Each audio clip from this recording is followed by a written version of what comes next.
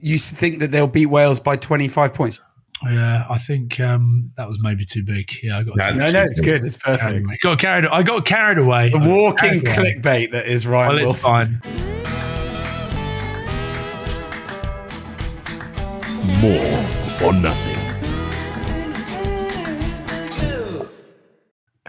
Hello and welcome to this week's episode of More or Nothing with Ryan and Max. So first things first, worth pointing out, hello Max, hello Ryan. This episode, of course, is sponsored by who, Max? NordVPN.com. And so, yeah, the legends at NordVPN. What's the best way to put this? I have used my VPN a lot this weekend, boys, and I don't. Oh, I bet you have. That was a private conversation, Ryan, and that is not the reason that we potty mind.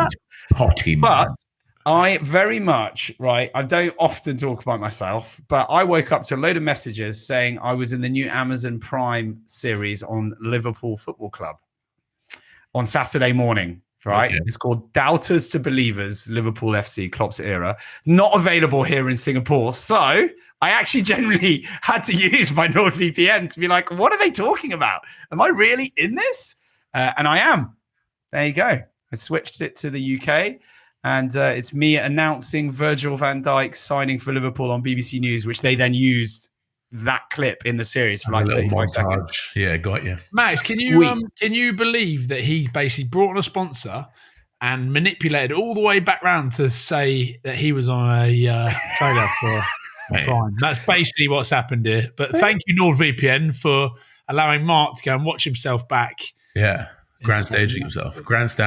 I'm forcing my 4-year-old and 6-year-old and my wife, who has no interest in football, to watch it over and over. And also, Ryan, you made it sound like we've just turned down like loads of sponsors, and then I was like, NordVPN, I can get them to talk about family. But in any case, we did turn down. We did. We actually did. But we love these guys. Loaded it, 10 devices, loaded it. Also, it has a thing called dark web monitor. That's why, Ryan, I asked for your email address earlier and got you to verify. What was going on there? Why did you keep asking for my email address? To see if you'd had any data breaches. Max, I knew you were in training, so I wasn't going to bother you with that. Ryan, you have had one data breach. Zynga.com, ZYNGA.com. You're like worried. You don't even know what that is. But anyway, it's a small one. Your username was taken on that, so there you go. But in any case, thank you to NordVPN for helping Ryan. I had quite a few data breaches, which was good to know. But particularly for this weekend coming up, you watch the Six Nations from any country thanks to the fastest VPN for the price of a cup of coffee per month. Essential purchase. Do use our code. You can see it there. NordVPN.com/mall. So you get 4 extra months on the 2-year plan. And there's no risk with Nord's 30-day money-back guarantee. The link in the podcast episode description box. There you go, Ryan. Crikey. That's a big old intro for NordVPN. They're getting their money's worth, that's for sure. Have you ever been on the dark web, Ryan? I don't actually think I have. I mean, no, I've never been. What is it like? I haven't either, but I'm asking ChatGPT about getting on there. And it does require a certain amount of sort of protocols you should install on your computer to safeguard it and backwards encrypt it, because it like opens up a portal for all the other mad people to sort of get onto your laptop. So they can come and oh my God. But once you're in there safely, fun things can happen, right? Our editor Shaq is saying Tor browser, he knows how to do it, doesn't he? Why would you want to go on the dark web to go and buy guns and stuff? Yes, you can have things ordered to your house which you just could never have conventionally. Really? Drugs? Yeah, like the finest drugs. Hitmen. What? Yeah, mate. It's mental. Yeah, mate. We're talking about some wild things you can do on the dark web. I'm sorry, but yeah, this is mental. And also, Shaq just keeps on coming in. Yeah, Shaq lives on the dark web. There is producer Jim, and then there is Shaq, and Shaq is in today, but he's going in pretty hard in the old private chat. He clearly knows a lot about it. Well, there's another episode for us. If we want to go and we should have a little Yeah, mess about in the dark web and see what we can buy. No, and certainly not advertise what we. Well, it depends. Anyway, let's move on. How is? I am intrigued. That's going to be my first thing. Once I get off of here, I'm going to go having a little look at that and have a little play around and see what happens. But you're telling me if I don't go on there without a VPN, and I know this isn't part of the sponsorship anymore, if I go on there without a VPN, I could open myself up to hacking, Max. Is that right? Indeed, but I think you need other things, not just a VPN. And also, just the absolute newbie rolling in for every single law enforcement agency in the world. I would like to buy a gun. We've got your address, you complete idiot. Do you remember how good the bangers were in France? Remember going to France, Max, and buying bangers back in the day, Max? Which what are they called? Black hats? No, the little sticks of dynamite, Mark. You know what I'm talking about, don't you? Yeah. How do they sell them anymore? Because that was like my childhood. It was like anyone going to France would be like, sell them in France, yeah. Get me some bangers. And I'm pretty sure my man has had loads of those when we were at school, and he'd like throw them into the quad, out the windows and stuff. And they had that like Acme, like Warner Brothers sort of Bugs Bunny vibe. Yeah. And you were just like, this is awesome. Like, and then there was the little one. It was like it was a long string with loads of them off of it. Loads of little ones. And the little tiny bangers. Do you reckon we could get them off the dark web? I don't think you need to go that far to get. All right, mate. I think that's small fry. That's just on light web, normal web. Oh, really? I'm going to buy some for the kids because that is childhood to me, playing with bangers. I still remember my brother and I would have been 8, he was 10. We're in a hotel, like on the way in somewhere in the middle of France. 6-star. No, it really wasn't. Bought those, the ones with the Acme thing. Hadn't worked out how slow burn they were. So did one, didn't work. Did another one, didn't work. Did the rest. No joke. The bin, absolute, like it exploded. And I thought someone had been murdered. My brother like knocking on the door back to our parents' room, being like, "Let us in." And they're like, "What was that noise?" We're like, it was exhilarating. That actually does sound brilliant. I'm gonna go with you on that. Yeah. I'll get some. I'm gonna get some, and then we'll send them off. But not with Frank, please. He's just got his chicken pox. Yeah, he's just a boy. How's your week been, boys? Max, you're on some bizarre kind of pre-season Hunger Games vibe. Pre-season with a few breaks, short days, kind of, but not really. But yeah, we're getting beasted, lads. Today, for example, there was a test, not really, but more like a conditioning session, which requires you to get on the assault bike, aka the Echo bike, and do some weirdness. 30-second sprints, a minute rest, 3 times. Now, that doesn't sound like much. That's 90 seconds work. But you have to go balls to the wall, gentlemen. Rhabdomyolysis beckons. They want to see your insides as your outsides. It's wild. It's rick-rack. I can't. Assault bikes are horrible, aren't they? Oh, they're the worst. It's like such a weird thing as well. You're like this. And then before you know it, you're sort of completely dyspraxic and just a pile of meat. I've got one here in the outhouse. Like, and it's I know. I saw it, and I was like, that's so you though. You sociopath. Yeah, but I'll be honest. I got it for free. I got it for free in lockdown. So it was, and it's in there. And I don't mind a watt bike. Get on the watt bike, spin, sweat it out. But that you got there, you can't just use the feet, can you? I mean, you can, or you can just use the arms, but it's just not the sort of thing you jump on for half an hour. And that's what I've found myself doing. You're sitting on it for half an hour, like, that's terrible. You may off just doing like Tabatas, like 20 seconds on, 10 seconds off, that kind of thing. Yeah, I know, but it's just, Lads, I managed to hack the ESD. So, when you do that slow, steady state stuff, like Bristol's very like pro it. So you have to be like doing sort of zone 2, zone 3 cardio, which is sort of like your 150 beats per minute kind of vibe for like roughly 45 to an hour sort of minutes. And it's just like 4 on, 1 minute off, keep going until you hit like 50 and 50 minutes total. So you're looking at some pretty hard work.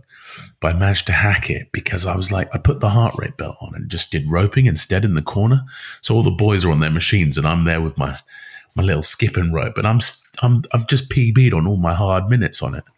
Oh, So it works better than the machine because I'm so involved. I'm immersed in the flow. And also the minutes go by so much quickly because I'm just in the flow state, gentlemen. But yeah, that's been fun as well. But yeah, it was quite rugby oriented, but there's been a lot of like fairly decent fitness vibes and some heavy weightlifting because there's no games on the weekend. So we're going to try and jack up our adaptation for the run-in, for the sprinted, and welcome Exeter Chiefs next month to Ashton Gate. But anyway, we're getting ahead of us. Max, whilst we're on that, I chucked out because whilst we were waiting for you because you were late. I know. Sorry about that. Roadworks everywhere. Bristol. But I'm just, first of all, before I ask this question, what's happened to your voice? You've had a few. Right. Let us whisper, you and I. Let us whisper about my benders. There's been a few more than I should have done. Yeah, but you're allowed them. You're allowed them. There's no games at the weekends, so you're allowed them. Is that why? Indeed. And also, January and February. John Afoa to blame? John Afoa, that old fox, that canny fox, called me out. Obviously, I have to answer the call to the goat father of tight headdom. Well, so I headed down to the spoons of old, and a few became many. And next minute, we're both completely dislocating our mindsets. It was great crack. It was very good to see the man. He seems well. He seems very well. Mate, in some incredible nick still. Like, oh, really? Yeah, he's been looking after himself. He's still got that like professional mindset. Really, I'm actually surprised but not surprised. But he's down at Auckland University running the rugby there. He's back for a wedding. He was in great spirits. Yeah, it was very fun. Oh, God, that's annoying. It's annoying when you hear that people that have retired recently are still keeping themselves in good nick. Yeah, I know. Mate, you've got to keep yourself fit, Ryan. You've got the Lions this summer, mate. Lion Classic coming up, old boy. I know. Yeah. Well, I need to find that actually. I got a text off the guy, and he said, "Make sure you call it by the right thing next time, whatever it is." Oh right. Oh God. But yeah, we are British and Irish legends. British and Irish legends. My bad. British and Irish legends who we're playing for. There's the official email. The list has gone out today, so there's a few good players. I can't name them all because I don't actually know. Well, not yet, because I don't want to get anyone in trouble, because I'm guessing a lot of them have done what I've done and sort of said yes to it, not really told their missus yet. And that's where gonna have to sort of you have the weight of the world on your shoulders there. Yeah, that's tough. Yeah, but you know, anyway. You don't want to be the origin of that hellstorm. Oh no. So, do you know what I mean? I just don't want to get anyone in trouble. Yeah. Okay, fair enough. Hold on, Max. What are you saying, Max? No, I was going to say, I reckon Sean Maitland's keeping himself in good nick. I think he is, yeah. No, he does keep himself in all right nick. Yeah, he looks lithe. And Scux is going, so... Exactly. Yeah, I'm going to have to do a little bit of work. I might need your help, actually. I might need factory weights help. Session with moi. Yeah, it could help me. How good was Max's real mark from... So good. So good. What is it? I'm allergic to tin. Somebody get me an EpiPen. Get me an EpiPen. When he said it I was in, I was like, this is just gold. Anyway, I chucked out a little thing before we came on here and just said, any questions, fire them in. One person, Morrisville, said, Max's meal plan for a normal day, please. I've often thought this, right? Because today, I had a protein shake this morning and I went to the gym, boys. Yes. I'm on course for the British and Irish legends. So I went to the gym and then I haven't eaten again all day. I just haven't eaten. How do you feel about that? Is that a bad idea? Are you working out though? Are you sort of needing the calories? I went to the gym and and what did you do? I saw this thing on Instagram. Sauna steam vending machine. I'm not joking. I saw this thing on Instagram and it was like, if you want to lose fat, stop running, walk. So I walked on a really steep incline at like really fast. Is that good for you? Yeah, it's sort of what the bodybuilders do, but it does require a fair amount of time on such a machine. You're looking at like 30 to 40 minutes of and that's why I did 20. And then I did a little bit of dumbbell bench, the standard, you know. And then I did sit in the sauna for the next hour and a half, pretty much, like on and off. I feel like with when PTs and stuff online say things like, "Oh, that won't burn fat. You shouldn't run. You should walk." I feel like that's just pandering to mediocrity, because the harder a workout is for the layman, the more difficult it is for them to keep to it. And the most important factor of trying to get in shape is being consistent about what you're doing, and that's really what that is, Ryan. Just so you know. But but on that, right. Meal plan, because I often look at the nick of you and go, what is Max eating? I should just eat the same. Meal plan, for the most part, I eat all my carbs in a sort of window in the evening, unless there's something. You're doing it wrong. Unless there's something delicious at the club, which does turn out to be reasonably often. But I try and keep processed carbohydrates out of the diet. But I am a sucker for good pasta, so I'll have to break that vow every now and again. But for the most part, it's quite animal-based, high fat, high protein. Woof, woof. So in the morning when you wake up before training, you won't have carbs?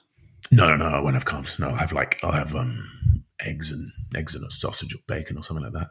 Look at Mark. You can't believe it. Mark has a whole bowl of noodles. Toast? Yeah, that's it. Toast. Noodles and chili oil. Mark. You know, the ancient Egyptians were like one of the most ancient civilizations that sort of massed, institutionalized eating bread regularly. And they're the first examples of the evidence of tooth decay. Grains are very bad for you. Very bad for you, Mark. Although sourdough, I hear, is more acceptable. And that's quite delicious every now and again. I love sourdough.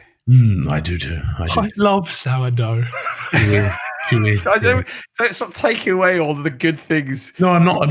Mate, it's your life. You do what you want. I think there's lots of pockets of society that have eaten grains for millennia, and they live reasonably healthy lifestyles for a very long time. So it's quite hard to sort of poke holes in it. It's because you can't measure lots of humans over their lifetime about all their lifestyle factors, can you? That's why it's so difficult to prove what's healthy and what's not.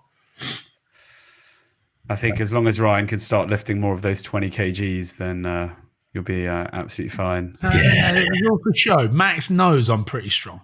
I did when he has to. Ryan's one of those guys he's good to go. You know what I mean? Like when it gets weird, you count on him. He could lift. Like if he needed to flip a car to save his family, he'd do it. Oh yeah, he's got it. And so this is what I'm thinking for this, and let us know in the comments what you think I should do. But for this classic tour over in Australia, should I just almost what's the word? Like sort of just see if I can get all the way there and not do anything, and then see how it goes. Like experiment by not training and trying to play 2 games and seeing what happens to me. Right. It's like, can you afford like a decent lower limb injury? Nah, that would be terrible. That's the problem, because the exposure of all that sprinting, change of direction, that's the most important thing. You got to be doing a little bit of like medium pace running and sprinting. You don't have to do the lifting if you don't want to, but I would recommend you do some sprints. See, the running bit I don't like. I'm actually not that bothered. I don't know why, but I thought you'd just be like a kind of weird sadist for running. Like, I feel like you're that kind of player who could just, like the meter eater. Nah, so yeah, but if it was game based, put me in there, I'd run all day. Wouldn't stop, but absolutely fine. Yeah, okay, fine. Got it. It's just that monotonous, like running up and down a pitch. Yeah, that sucks, doesn't it? I know what you mean. Anyway, we've just spent 20 minutes. This is all. Yeah, I mean, I've tried very hard to. People love it though. People love it. Let's not talk about rugby. No, let's talk about the big one, please. The immovable object versus the irresistible force. That is the first game of round 4 of the Six Nations Ireland versus France in Dublin. And boy, oh boy, this promises to be an epic, and is, well, it technically should be the decider, eh, boys? Ryan, I need your hot takes on this. We can get radical. We can get weird. We can alienate an entire nation if we want to. Although the French definitely don't listen to our pod, so I reckon we side with the Irish. No. No.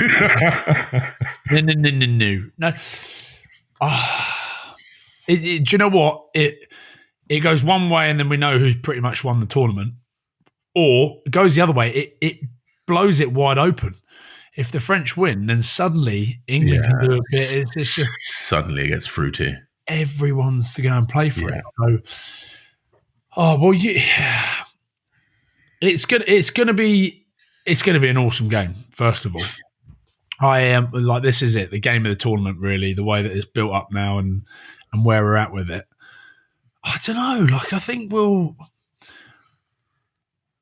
France last week they made a point of being like, no, we're not going to stop. We're going to show you how bloody good we are.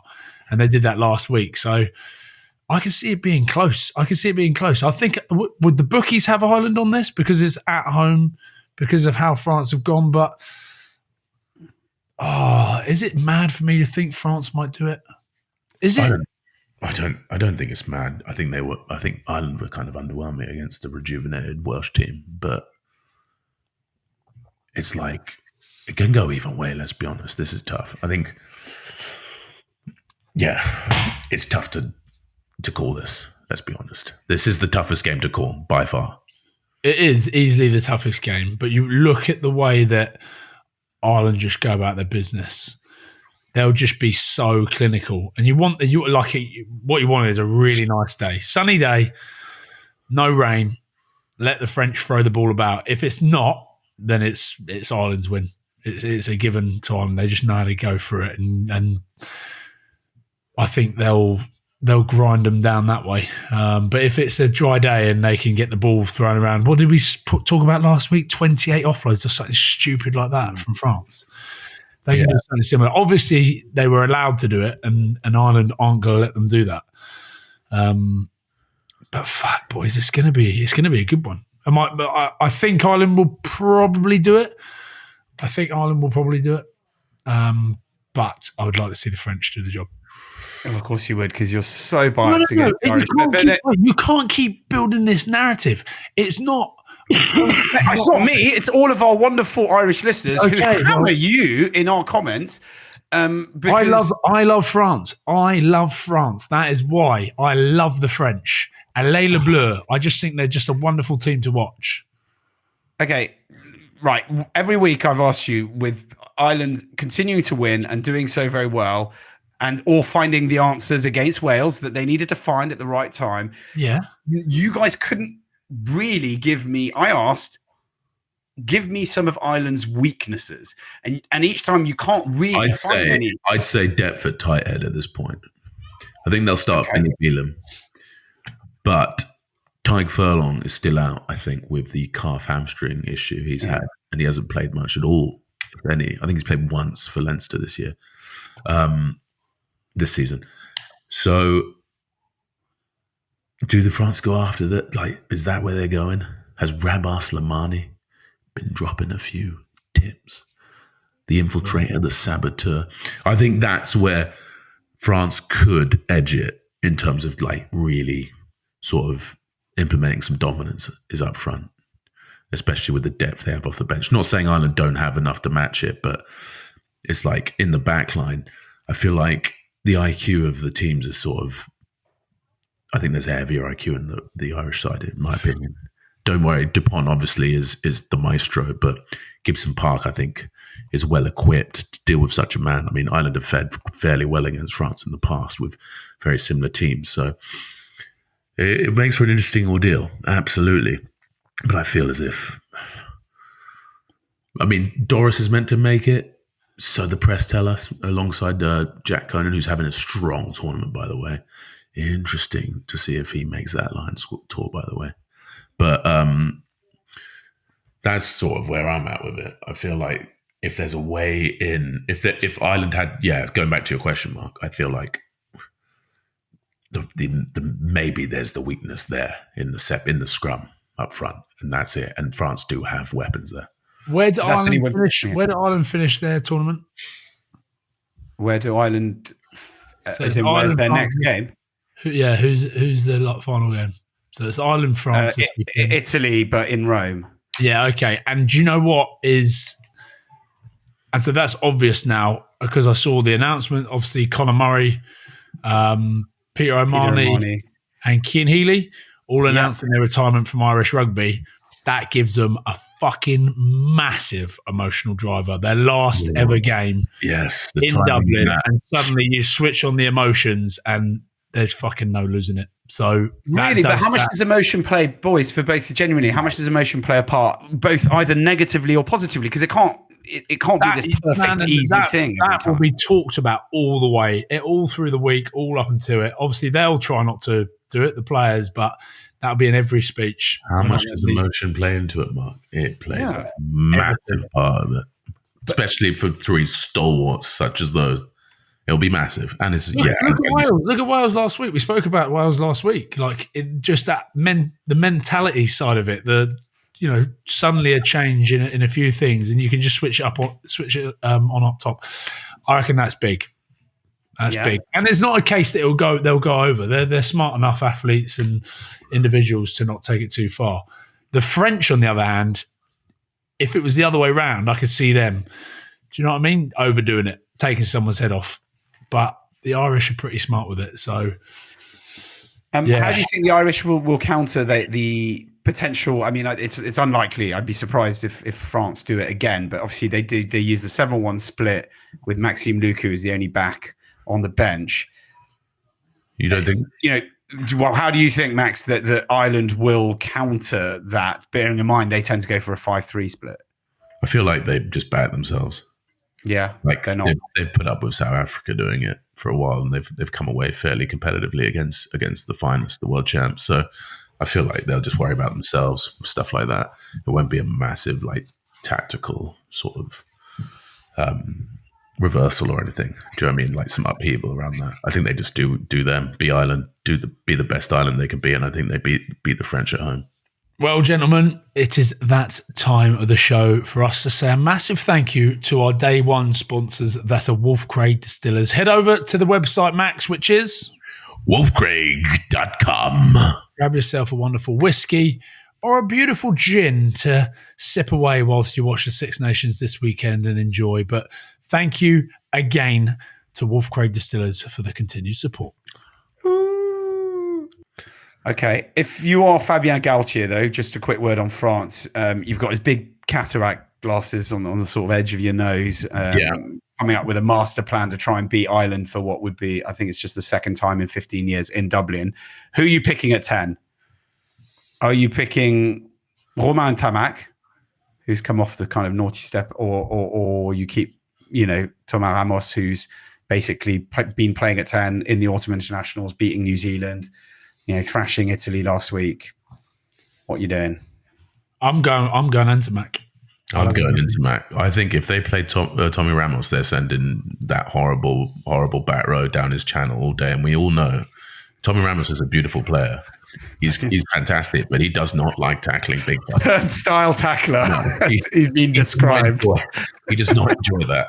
And Ireland have some fearsome ball carriers. Bundyaki just going down that channel. Have that. Fair enough. Was good in the first game as well. He was good, obviously, right up until the end. We'll be harsh on Léo Barrier, who played at 15, obviously, against Italy and was sublime. Absolutely sublime. But right, who's more confident going into this one, boys? I think they're both even. I think they're both going in with some confidence. Like the French found their rhythm last week. The Irish probably will look at it and go, "Oh, we're nowhere near where we should have been, but we've got another level." So I think they'll both be pretty similar. The emotional side at home at the Aviva for Ireland gives them that confidence. The French trounced Italy last week. Everything went well from everything stuck. Yeah, two teams coming in hot. Call it, boys. Max, prediction? I think Ryan reframed it brilliantly with those three stalwarts going over. So I'm going to put it with Ireland, actually. I think they bring out their performance of the tournament and top the French at home by a score. I think it's close. Yeah, it's tight. I think Ireland win, but maybe by 3. Okay, fair enough. Right, let's move on to the next game, which is what you would deem the big one, but the one that's had you scared, Ryan. Scotland versus Wales at Murrayfield. A couple of weeks ago, This was respectfully to my dear Wales, a bit of a gimme for Scotland. Right now, it feels like a rather large banana skin with a revitalised Welsh side. Yeah, we spoke about it last week. We'll say it again. Suddenly, Wales rejuvenated. It does make me worry a little bit more. I think this will be the opportunity because, and I'll ask you some of the questions that have just come in on my phone there through Instagram, Max. I'll ask you a couple of them. Yeah. This will be a good gauger of where Scotland actually are, I think, because the first game against Italy, we had those 2 injuries, and obviously coming into the tournament, we had a couple of injuries with Cian, Carl Stein, Darcy Graham, Finn Russell out in the first 20 minutes. Against Ireland, they pulled it back a little bit but lost it at the end. Ireland switched it on. So for me, you didn't get a real view of it. The England game, I thought Scotland played really well. They just didn't finish any of their chances. So they need to have a complete performance. And I think we'll get a gauge of where Scotland are. I reckon things will really click and they'll do a job on Italy and put 25 points on them. I think beaten by 25. Genuinely, I think that's... And no discredit to Wales. Like, I still think they're going to have a bit of a resurgence and play well. But I think Scotland need a massive game. Gregor Townsend needs them to have a massive game. So, did you mean you think that they'll beat Wales by 25 points? You said Italy, but you meant Wales. Or? Wales, sorry, yeah. I think things will either go really well for them or bad. Oh, so good. We've got the soundbite. I'm so happy you've said that. By 25 points. It's so good. Thank you. You get where I'm going. You get where I'm going, don't you, Max? Like it's... And this is here. I'll ask you this question, Max, because I'm probably not... I get the narrative, but I do not agree with 25 points. Yeah, I think that was maybe too big. Yeah, I got. No, it's good. It's perfect. I got carried away. The walking clickbait that is Ryan Wilson. It's fine because no one does clips anyway from here anymore.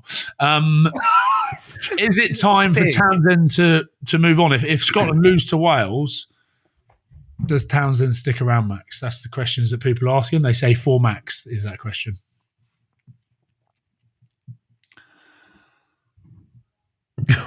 That's tough. So where they're sitting now, they've lost to Ireland and England. England, they probably should have won. I genuinely think potentially he's been there a long time now. He's been there a long time, yeah. No, I think keep him in. It'll be interesting to see. But that's why I'm saying I think they need to have a good game. On the flip side, to completely contradict myself, like I've been saying, Wales turned things around last week. I genuinely think they've got the squad to keep getting better week on week. Yeah. And they're going to get a win. I reckon they're going to get a win either this weekend or next weekend. I just feel it. I just got this feeling that Wales will get a big win against either us or England next week. And if they don't mind getting against England back at Principality, not just for us would be brilliant, but I think for everyone else in Wales as well, because imagine how sweet that would be beating the English back at the Principality. So, yeah. It's like you're trying to influence them to leave us alone this week, guys, because there's a real big game coming up later. Worth saying, Wales aren't necessarily too scared of going up to Scotland. I'd like both of your guesses. How many times has Scotland beaten Wales at Murrayfield since the turn of the century? Oh,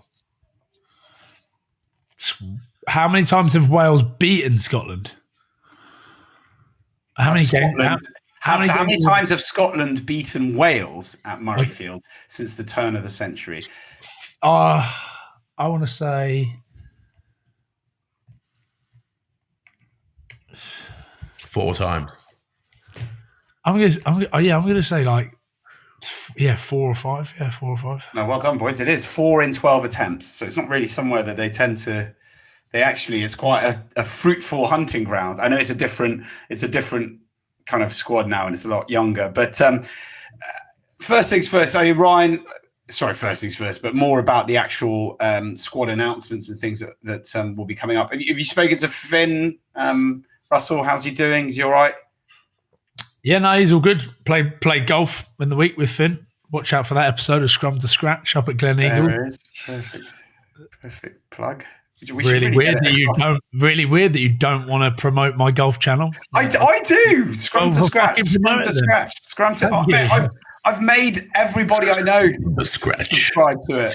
But yeah, played with Finn in the week. Actually, he's in good spirits, and listen, he agrees. Like this Welsh team, that I think the boys genuinely believe they're like the Scotland boys aren't writing them off. They're going, these boys are on a resurgence here. There's something brewing in the Welsh camp, and we saw it the weekend in the URC, didn't we? Look at fucking Ospreys coming up and beating Glasgow Warriors. I'm sure we'll touch on the URC right at the end of this, but he's all good. He's fit as a fiddle, ready to go. Darcy Graham? Seen him training. I saw pictures of him training today. I don't know the full insiders out, but yeah, I think Darcy Graham good to go. He was good last week, but he was good again for England. Actually, he should have been able to play, but they weren't taking any sort of chances, which I think is the right thing. So, Scotland have a few good players to choose from. God, I'm thinking about that question mark and Ryan. I've been thinking about it, and I'm like, I don't think he deserves to go, but I'm not surprised if Scotland do get rid of him if they do lose on the weekend. Ryan knows something. I don't know. Oh, don't say this. No? I don't know. I don't know anything. I don't know. Contract stipulations to this tournament for him. No. No. I don't believe so. But his contract is up in 2026. It is up next year before the Six Nations. The thing is, I wonder, like, he's basically made this Scotland team to be this Scotland team as they are now, and they're great. Yeah. Genuinely the best they've been. Like, what does someone coming in bring? What does he bring that's different? Do you know what I mean? Is it just the change, the novelty of change, and that's what will galvanise the Scotland team to go above and beyond and sort of break into the next level? Or well, that's it. That's the question people have to ask themselves when they're wading in on these comments. But I suppose, a lot of people are saying he's been around for ages. He's had the best group of players that Scotland have ever had. But is that the best group of players because of how they play? The chicken or the egg? Like, yeah, no, you're right. You're right on that. I don't know. That's got to be asked. But anyway. And like some people are saying in the comments, when you asked me, would you rather be? Remember, you asked me, I'd rather be England or Scotland last week when England won, and I was trying to make a point for no, I still rather be Scotland the way they play rugby. It's aesthetic. It's delightful. It's created a brand of rugby that people love to go and watch, and that's why people are going to Murrayfield to watch Scotland play, because they actually play an awesome brand of rugby. If you played like England played at Murrayfield, no one goes. No one would go. They'd be like this. That's a bit far, but yeah, less people would go. But anyway, with Wales, mate, I don't know, bro. I'm mate, this pack. Nicky Smith, Elliot D, Wilfred John, Will Rowlands, Dafford Jenkins, Jack Morgan. Yeah, they've got. Listen, we've talked about. They've got the athletes. Re-galvanised. Huh? And that's a handful. It's a legitimate handful. You're up this weekend, Max. You're coming up to Bonnie, Scotland to come and watch the game. We'll be in full flight. I cannot wait. Looking forward to it, my dear friend. You get me in a fine vein of form, old boy. Yeah. We're just trying to work out whether he comes up on the Friday or we limit the damage and come up on the Saturday of the game. But Max will be up for it. Will you be supporting Scotland or Wales? If you had to choose one, who would you be supporting? I think I'm just going to go with the red of Wales because I feel like they need this. They need this hype. Are you fucking joking, mate? You're going to be at Murrayfield. Have you ever been to Murrayfield? I played there a couple of times against Edinburgh. Back in Scotland, not against that bunch of shit. Does that? Good Heineken Cup days. But anyway, yeah, sorry. Have you ever been there for a Scotland game? No.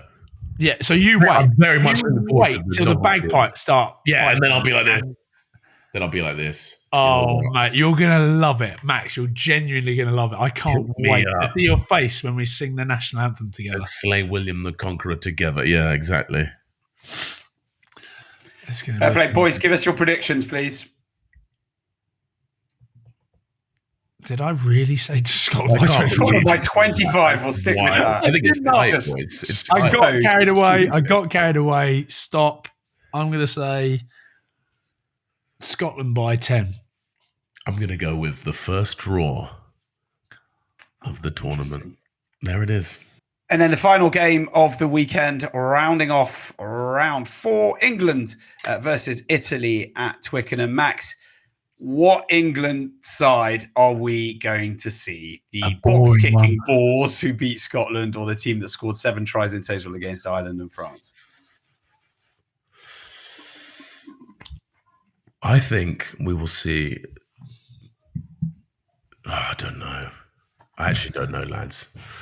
Like, part of me thinks he'll stick to it because it got him the dub. But surely he's not outrageous enough to believe that he only just by the skin of his enamel got that done. So does he get a little bit more expansive? But I believe that England will win. But will that be through the sort of the prowess of their set piece rather than the sort of expansiveness of their attack? Hard to say. I think this is what we were talking about though. Having Marcus Smith playing 15 means he doesn't have those sort of eyes up opportunities. And that was a big part of how England scored points in the autumn internationals, was just out of his sheer brilliance. So it's interesting, isn't it? Like, will they come? I think we'll see more scores. I think the way Italy fell off in that France game, it'll be interesting to see if they have a big emotional reaction. But I think England just have the firepower, just have too much firepower, and they'll get it done. They'll break them down, and then there'll be more space. Max, you said on the last show that it was definitely coming from management, that the players wasn't them reacting organically to what was in front of them by box kicking the crap out of it. Steve Borthwick says his team aspire to be ball in hand. England kicked away 69% of their rations against Scotland, and on average they've kicked 40 times a game, way more than anybody else in the Six Nations. What do we think? That could be a result. Why are we hearing different to what is clearly we are seeing in front of us? I think part of that is also what Scotland were doing. So, like, because they were attacking so effectively, if England have a policy to exit out of certain areas of the field, mainly their half, like, what is their playground? Like, where do they actually play ball in hand? I don't know. We could probably look back at it. But I feel as if Scotland was so effective in attack for a lot of that game, they were breaking them quite often. But people like Tom Curry and stuff are bailing them out off of that sort of rugby. They're always going to be exiting, and you're kicking back to that back three.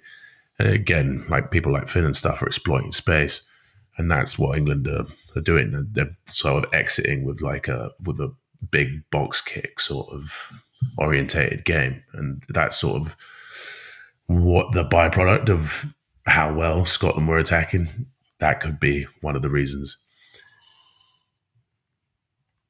Yeah, that's what I reckon. You don't think it's the framework that they've been forced upon them? No, it is a framework. It's absolutely a policy that they've been told they have to do. But if those areas, if a game is going that way, then that can be sort of the what happens. Do you know what I mean? Like if a team wants to attack, but they're never getting that like ability to turn over the ball in those areas of the field, or like exit with ball in hand into the playground, then they can't continue attacking ball in hand.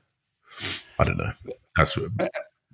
I mean, Ryan, from your perspective, also bearing in mind, we can't hide away or shy away from the fact it's a Lions year, right? So if you're Alex Mitchell, clearly not sort of either not being allowed or it's not quite being given the right tools to play his natural game, and is desperate for that freedom to kind of try and book his ticket to Australia. You've been in a Scotland team at a time where, people are impressing to potentially become Lions. How much does it weigh on the players' minds? It's a good question, isn't it? Because I was always in a Scotland team that tried to play a lot of rugby, that never really just tried to go. I've never really been part of a team that do what England do. But then again, would you say South Africa was similar at one point? And I think they were very similar at one point. And you would have gone and picked half of that South African team. So it's just whether you execute it well enough. But yeah, I think it would weigh on the players' minds. I think the fact that your team needs to be doing well. Everyone's looking at Ireland, going, yeah, in Doris, in Gibson Park, in, and fair enough, they're outstanding players, so they deserve to be in there. But it makes it a hell of a lot easier if your team's doing well. If you're about to, if they play France, win against Italy, they've got a Grand Slam under the belt. It's just, I wonder what Farrell thinks of, in terms of the blend. He's going to pick players for different reasons, isn't he?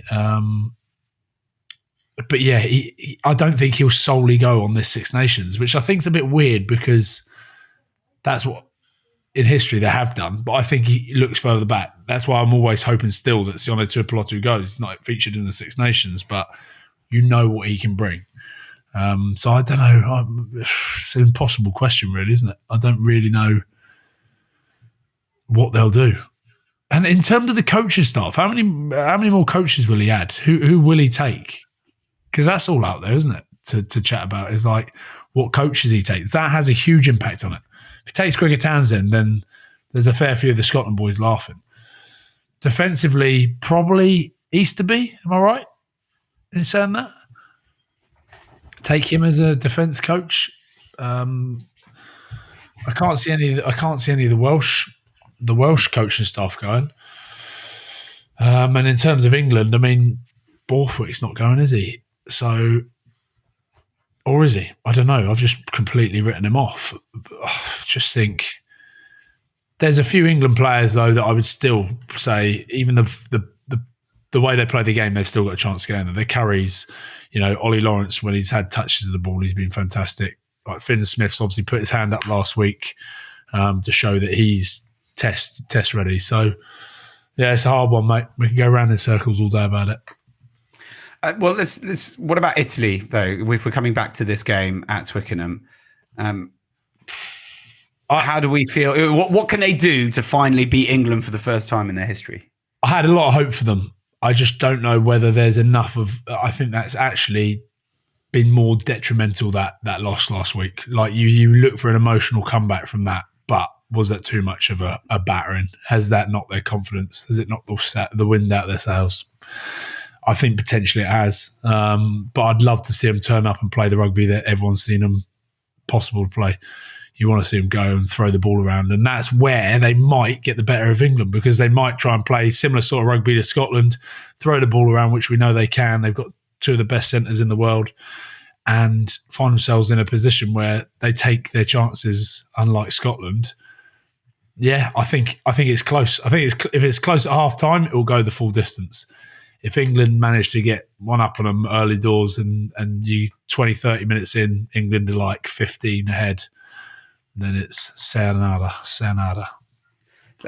How much, though, boys, does it weigh on your mind? I mean, you say that, the impact, we're still going to feel the kind of repercussions of that thrashing at the hands of France. But, you've both been thrashed in games before. Do professionals hold on to that? Does it go, oh, actually, we're a bit shit, or we're a bit shitter than we thought we were? Or is it, oh, well, one of those days at the office? Depends. If it's like a complete outlier, then yeah, it does. It's just like you just brush yourself off and go again. But I think Italy are still sort of net losing against these kind of teams. So see what we've got to say. But like, you can come out and get like this weekend against England and go hard, balls to the wall. You sung the anthem. Your patriotism's high. You're ready to go. But it just takes a couple of scores, few hard decisions, some big sets that don't go their way, and then suddenly it kind of gives you sort of flashbacks of that game against France. So with that in mind, boys, give me predicciones. I'm going to go by 12. I still think Italy will be very competitive. I do think a large part of that French game was a bit of a freakish sort of anomaly in terms of France being very pissed off with Le Crunch and Italy just falling away very early. But I'll stay with you. I'm going to go Italy. I'm going to go England. Sorry, England by 10. England by 10. Whilst we're on England's quick lines watch, Who's going after you watched them very closely against Scotland? Well, I didn't because it was through like severe beer goggles. But give me your nailed on. Who absolutely has to go? Tom Curry. Agreed. That guy sticks out for me. He's had a very strong tournament. And like with the back row, you can get sort of one of each with like Tom Curry. I suppose the other, like Rory Darge would be my other one that goes after the ball, They're there for a job, and Farrell will want them there for a job. That's why I think him and Darge will go. So Tom Curry and I think Ollie Lawrence. I'm going to go Ollie Lawrence. Ollie Lawrence. Max? Do you think Genge? Do you think Ellis Genge? Yeah, I think Ellis Genge goes. I think he brings a lot off the field as well, IP-wise. And I think a loose head, it's like... Has he played that well? I don't think he's played like the best he can play, but who else are you picking? Do you know what I mean? Andrew Porter's still a penalty machine, so you need another alternative. Don't get me wrong, his loose game's outstanding, but we saw what happened against Wales. Like, he can get in a pickle sometimes. So I think they take Genge. It's like Shuey, Porter, Genge, isn't it? There's a big shout for Will Stewart, because actually what we're saying is actually England's scrum has been, he's like the understated one, he's kind of grabbed it. Yeah, and obviously his Genge, place. Yeah. Dickie are part of that. So I think Genge goes. Will Stewart's an interesting one. That is an interesting one because the tight stocks aren't high right now. Like Tyke Furlong's not there. Have no idea if he makes that tour. Does he go with just a Leinster campaign? I don't know about Will Stewart just yet, but when it's all said and done, he very well could be going. I'd love to see him go though. Absolutely. Big fan of Will Stewart. I think that's right. Ollie Lawrence, Tom Curry, Genge definitely nailed on. Who else in the backs? I think Ben Curry would be so annoyed that he came on and was an absolute monster against Scotland. And then everyone's saying his brother, who played, only far less minutes in that game. Well, sadly, that is all the time we've got left for this week. Hit us up in the comments. Let us know your thoughts on some of the wild ramblings that Ryan has brought about, particularly with the 25-point win for Scotland over Wales. I'm sure that will come back and bite him. And the fantasy, which I was so upbeat about last week, but do make sure everybody gets their fantasy teams in. That's directed at both you, Max, and you, Ryan. Not that you need help, because you thrashed us both last week and that was very annoying. So you are 20 quid up and we are doubling or quits, right? All the way through. But a huge thank you to Ryan and Max as always. A huge thank you to you all for listening and watching. We love you all and we will see you all very soon. Thank you very much. Not off now. More or nothing.